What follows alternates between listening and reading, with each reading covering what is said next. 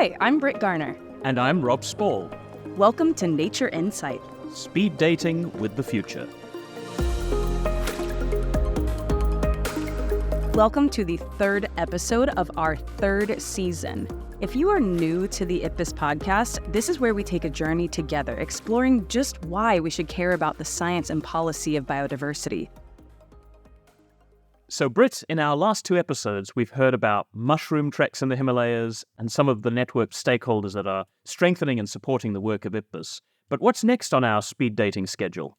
It's been amazing so far, and I'm excited about this episode as well, as we're moving from widening the IPBES tent and the grassroots perspectives of stakeholders. We're going to actually trek together into a completely different and even less familiar environment. Antarctica, the frozen continent. It's equal in size to Europe, but seemingly devoid of life except around the edges. It's a place of extreme cold and apparent emptiness, but by all accounts, it's also one of immense beauty and wonder.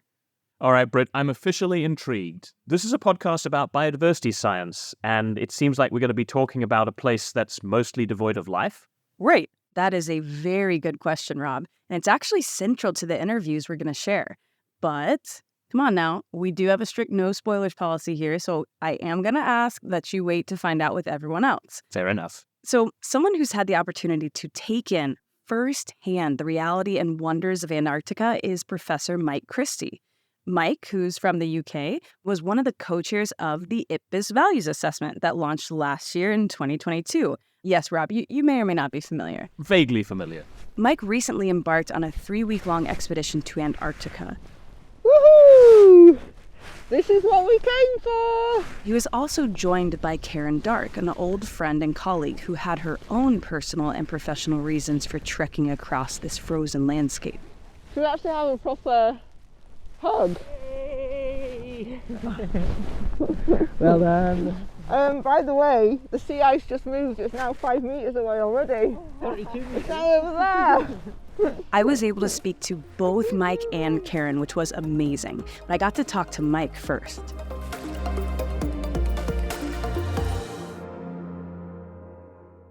Thank you so much for joining. I am so excited to get to talk a little bit more about nature's values, the many different values, contributions to people, particularly in places we might not always consider when thinking about the values of nature.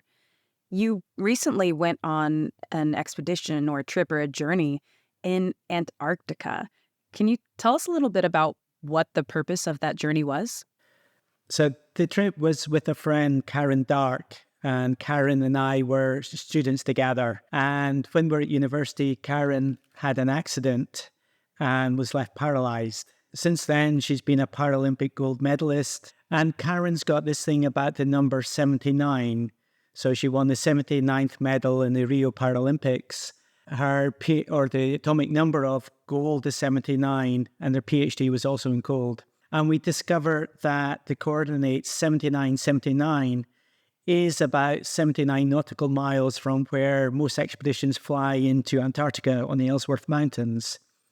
So our trip was slightly over 79 nautical miles down through the Ellsworth Mountains and then onto sea ice. And what we called the Pole of Possibility was on the north side of Mount Vincent, which is the highest mountain in Antarctica. So you can imagine that our journey was just through these mountains on the sea ice with this backdrop of this amazing mountain range. What was it like to be in Antarctica? What did your days look like? It was so awe-inspiringly beautiful. It's very hard to describe how profound it was. The vastness of the place. When you're traveling back from a pole towards the mountains, these mountains were in the landscape, and we traveled days and they never seemed to get bigger. Taking that journey at the speed of skiing, so walking speed through that was amazing. Also in terms of the snow, if you think about the Inuit, they have 50 words for snow. And we saw it in terms of ice crystals sparkling like stars, We saw the strastrugi, which are the ripples in the snow and ice formed by wind blowing. And again, they formed amazing shapes. It sounds like some of the purpose of this trip was the trip itself, was experiencing this and accomplishing the feat of actually traversing this landscape together. Was there research done as well, or any other observations that you were making from an academic standpoint or even personal standpoint? We didn't undertake physical research there, but I was chair of the IPBES Values Assessment. And one thing I was interested to explore was, why is Antarctica valuable, and how can we relate the ideas from the way the IPBES, how can we apply their framework to value nature to somewhere like Antarctica? What IPBES suggests is that nature comprises biodiversity, so all the plants and animals and insects, etc. And that biodiversity delivers benefits to people. But where we were in the center of Antarctica, nothing lives there. So why or how can we value Antarctica when there's no biodiversity? But that abiotic aspect of Antarctica, the ice, the snow, and the rocks, they're immensely beautiful. Very few people actually directly benefit or visit Antarctica. So in terms of looking at those values, there are significant what we call non-use values associated with Antarctica. People watch David Attenborough films on Antarctica and the penguins. People get inspired by the journeys of Scott and Amundsen. So there's a lot of cultural heritage attached to it. So there is an immense value associated with those non-use values, how people measure it or value it from afar. And that is really important. In terms of non-use values of nature in a place like Antarctica, it sounds like the remoteness itself was actually of great value. Can you speak to that? What did that feel like? How was that valuable to you? Remoteness was something that we experienced being out there. Where we were, nobody had ever been there before, but also no plants, no animals, no birds, nothing living had ever been before. And so for about 2/3 of our journey, about 2 weeks, every footstep was the first time anybody or anything had ever been there, but also probably the only time in the future as well. And again, that's quite mind-blowing in how you deal with that in your head. Both Karen and I were just walking through, just in awe of what we're doing and just trying to be in that moment, appreciating everything. I've been fortunate to go to remote mountain areas, to quite remote islands, and everywhere else in the world there are signs of humans. Where in Antarctica there's no buildings, there's no litter, you are completely isolated, and that is just amazing. And the idea of the silence of Antarctica, so if the wind's not blowing, it is just so silent.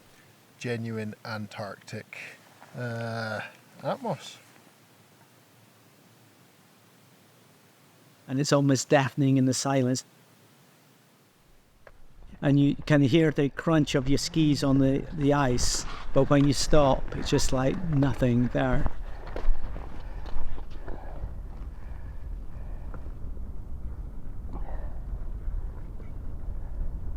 So all that is just so mind-blowing, and you feel so appreciative of having that opportunity to learn it. We no internet, no telephone signals. We had a satellite phone for emergencies, but there was none of that daily interruptions you get with technology just now. And again, just removing yourself was really important. In terms of the kind of almost pioneering aspect, this idea of first. So every one of those ski movements is something where, at least to our knowledge and modern human history, is somewhere that a human has not been. What does that feel like, or what's that impact? How do you sit with that now, looking back on the trip? We had our pole at coordinate 7979, and we had the GPS. As we approached it, we're following our GPS signal. You have the distance left to the pole, and the red line is showing where it's at, which right now it's completely off because the GPS works when it's moving. Okay. So right now it doesn't know which way it is. And we end up going round and round in circles, circling into that point. And I think one thing it reflected was we've got all this technology to find that pole, where if you think about Amazon and Scott, Amazon found the pole, and then a few days later, Scott found the same point with very rudimentary navigation.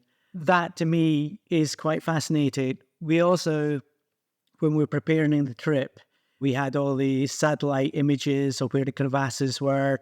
We were able to plan exactly where our journey was. We had a very good idea of what was coming, where, again, with the early explorers, they had no idea of what was out there.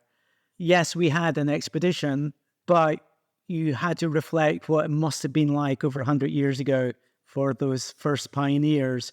I think that's a time gone by that humans will never recapture, but you can still get a glimpse of it doing little expeditions. And again, it doesn't have to be in Antarctica. We can still reproduce it, but not to the same extent. With values, you mentioned non-use values and how special those things were to see in person while in Antarctica. I think there's also probably future use values, or at least consequential values, thinking of what this continent and this piece of the Earth means in the future. And many people associate Antarctica with temperature change and global warming and climate changes that are coming. What did you see in terms of that, if anything? Where we were is in the heart of Antarctica, so there was no real obvious signs of climate change. You just saw snow and ice. Antarctica has about 120 gigatons of ice is lost every year, and that's equivalent to about 50 million Olympic-sized swimming pools. So bits of the ice shelf break off and melt. And over the last 20 years, that's been equivalent to about 1.5 centimeter of sea level rise. If all the ice in Antarctica melted, that would lead to a 70 meter increase in sea level. So if you think about all the cities around the coast, they'd all be gone. But I won't alarm you, that's not going to happen, or certainly not in the short to medium term. And if you look at the impacts of climate change across the world and also in Antarctica, the temperature has risen by about 0.8 degrees Celsius since pre-industrial era. If you look at the Arctic and the North Pole, temperatures have risen between 2 and 3 degrees, so it's been much faster warming. What is probably more of a concern is the Greenland ice shelf. So that constitutes about 8% of the Earth's fresh water, and that will lead to maybe up to a meter of sea level rise over the next 100 years. And around the world, the small islands are really in danger of being inundated with water. Countries like Bangladesh, about 2/3 of that country could be inundated by seawater. And all parts of the world will be affected by sea level rise. So it's really important we deal with climate change and don't have those consequences. To summarize, thinking about Antarctica and nature and the values, the many values of nature, how would you describe or sum up what nature means in a place like Antarctica? Antarctica is quite unique in that it is untouched wilderness. The biodiversity around the edge of it is quite amazing, and it's very diverse in terms of the quantity of the numbers of marine species and penguins, etc. There is the Antarctic Treaty, which comes up for renewal in the short while. And at the moment, that Antarctic Treaty says that countries aren't allowed mining for oils and different resources there. I think the other aspect of it is in Antarctica, in the central Antarctica, it's all abiotic. There's no plants or animals. And that does get us to think about what we mean by the value of nature. We can see that it provides inspiration. People love the beauty, the history of it. And that's all really important ways of valuing it in a kind of non-use sense. It's still really important to protect it for its intrinsic value. Well, I think what's so fascinating and awesome about the wider IPBES community is that we have stakeholders and collaborators who would argue that the water itself is alive. Maybe the ice itself is alive within these ways of knowledge and thinking. And so I'm sure depending on who you asked, someone might see a place like the middle of Antarctica and see, quote, life, unquote, all around them. So perhaps there was some widening of thinking while being with all of what we would call abiotic factors. Certainly, the ice isn't static. So you've got the wind blowing, so snow blowing. The different temperatures affect the ice. So if it's really cold, you get ice crystals that then shine. If it's sunny or overcast, that affects it. It's quite dynamic.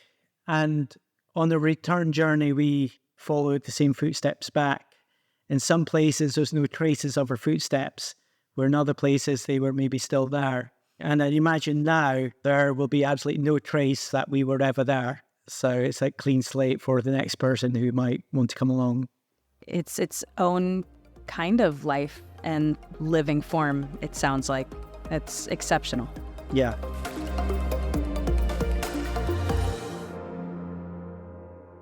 It's been amazing to listen to Mike's story because those vivid pictures he's painting of this incredible adventure contrast so strongly with some of the other images that I have of Mike in conference rooms and research venues, working so hard for the last 4 years on that IPBES values assessment. And this incredible bridge between those two realities is this idea of valuing nature beyond just its use for us and for other people, and the importance of considering all the different ways that nature can and should be valued. As someone who works so often with students, Brit, do you have any chance to bring this idea home to your students in the classroom or outside the classroom? Yeah, I think one of the best sort of non-use values conversations that happens, especially with younger humans and students and kids that are getting into thinking about life on Earth, is just the fact that they can have these favorite animals or these species that they love, and they will never see them. They literally might never see them. It might live a continent away, or they've just seen pictures and videos, and yet the love of the thing can be so strong. Yeah. You know I love my sharks, and I thought while living in Montana that I would miss out on having a bunch of shark nerds, these kids. But I'm telling you, I worked with so many different students in, formal and informal ways that live in the middle of Montana, landlocked, and yet have such this huge love for marine life and sharks. And so even being totally distant, it's just knowing that these things exist and that we share this world together is itself super powerful. And that is really, really neat.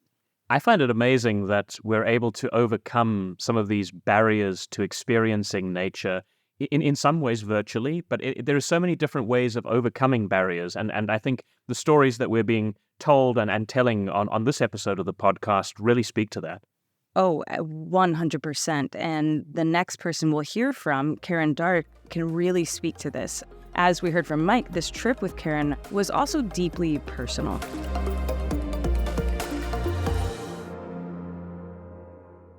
Before going to Antarctica, it sounds like you had several other big expeditions, hand cycling across some of the Himalayas, climbing some of the world's biggest rock walls. What makes you pursue these types of adventures? What about these experiences calls to you?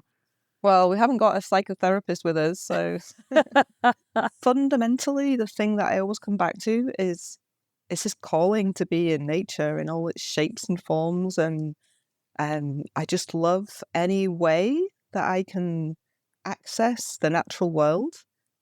And when you have a disability like mine and you can't easily get away from the man-made world, the impact is enormous of just that full immersion in a beautiful, beautiful natural place far away from tarmac and concrete. What did that look like in a place like Antarctica, somewhere so harsh in terms of environment? Mm-hmm. Can you describe that? Going to Antarctica, I had a special hand-pedaled mountain bike and also an arm-propelled sit ski. And so for the first time in 30 years, I had a piece of equipment that could take me onto a wild beach and to pedal through, just that very shallow part of the ocean on the hard sand. And I remember having this really profound, deep emotional connection to how much I'd missed that, and shedding a few tears on Scottish beaches as I did that, training for Antarctica, realizing that maybe all of the Paralympic years that I'd spent training and racing in a way were compensation for much simpler things that I couldn't do, like walk on a beach with a friend.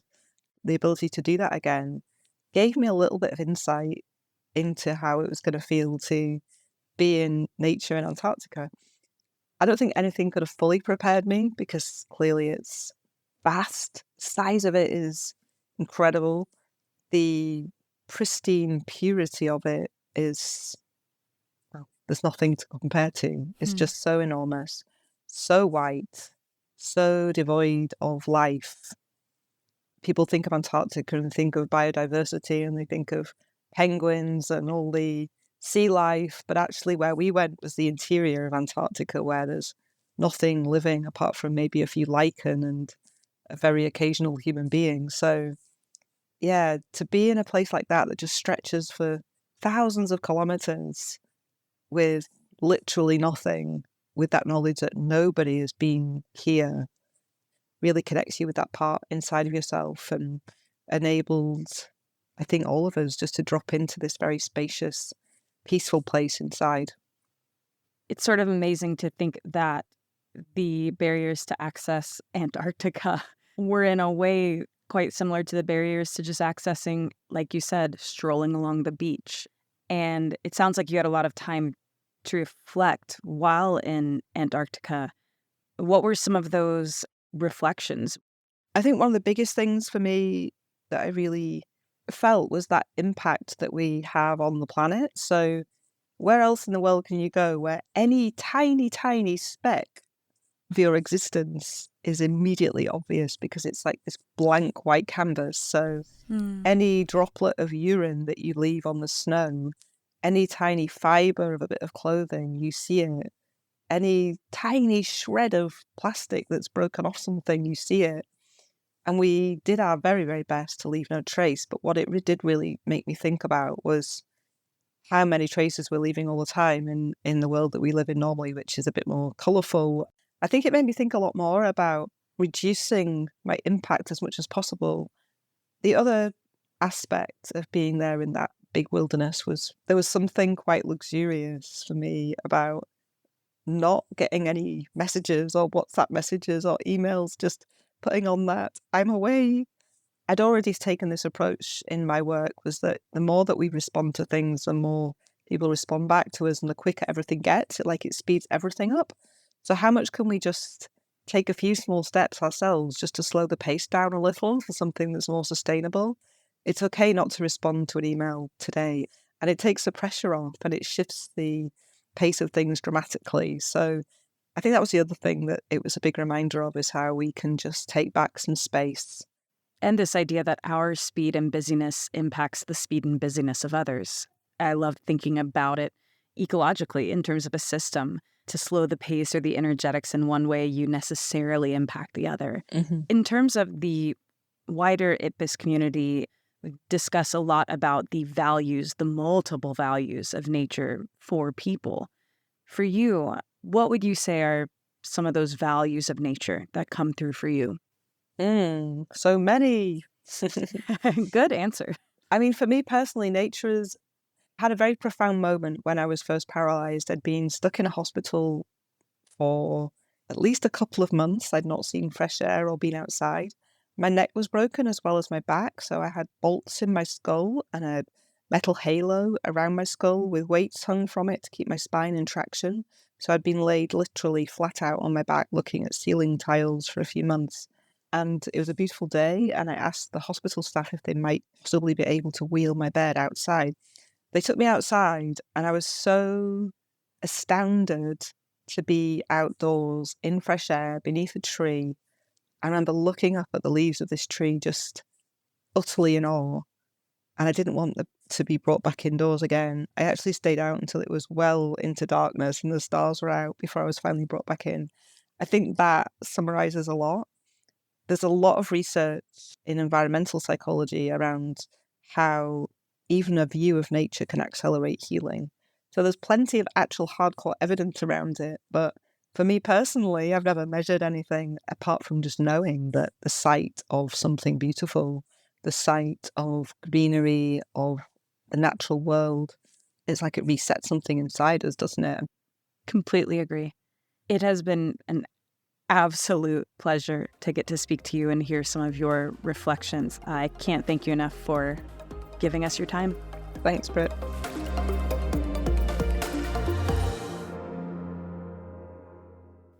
Brit, I know we often talk about how fantastic some of the interviews we get to do on this season have been, but that one really, for me, was quite something.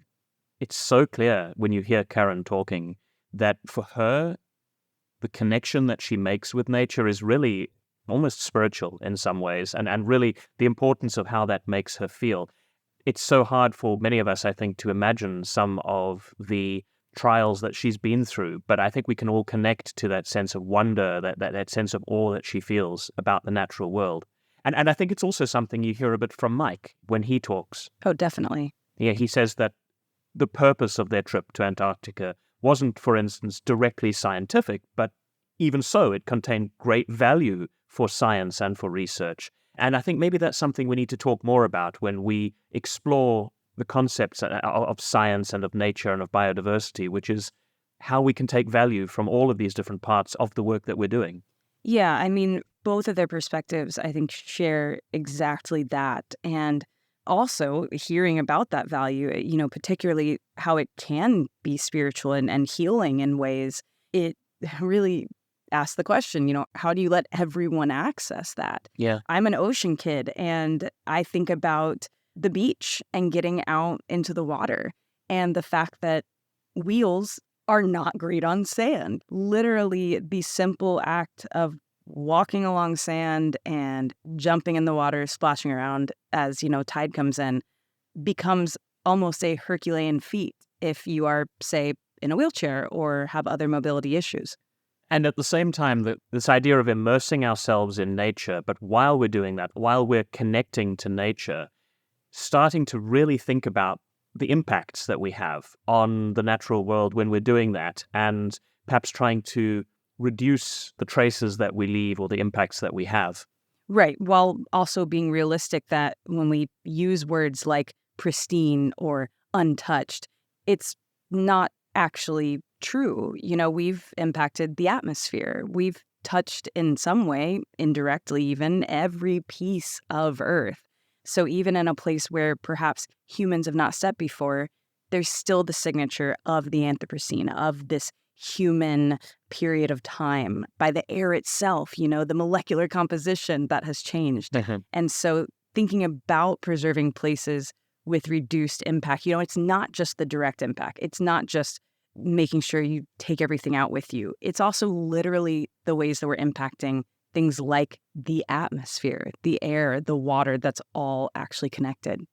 And that came through really well also in what Karen was saying about how internally for her, she tries to slow down, she tries to become less reactive constantly in order to try and slow the pace and, in her words, become more sustainable. And I thought while she was talking about that and your response to her, it really does mirror some of those interactions within ecosystems, between species, within species. Totally. This idea that everything we do, whether we realize it or not, does have an impact and in some ways leaves a trace.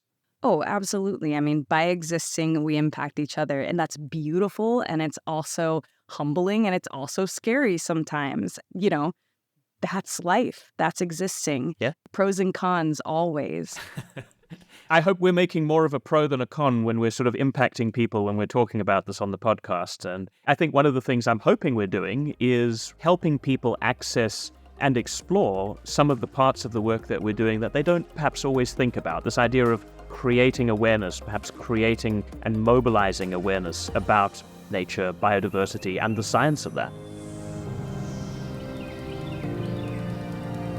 That's it for this episode of Nature Insight, Speed Dating with the Future. I'm Brit Garner. And I'm Rob Spall. Next week, we're going to be doing a bit of turnabout here on Nature Insight. I'm going to be covering the media, and of course normally it's the media we want covering us or the work that we're doing on biodiversity science at least. But I'm going to dive into some of the challenges that are faced when reporting about biodiversity in both the global north and the global south.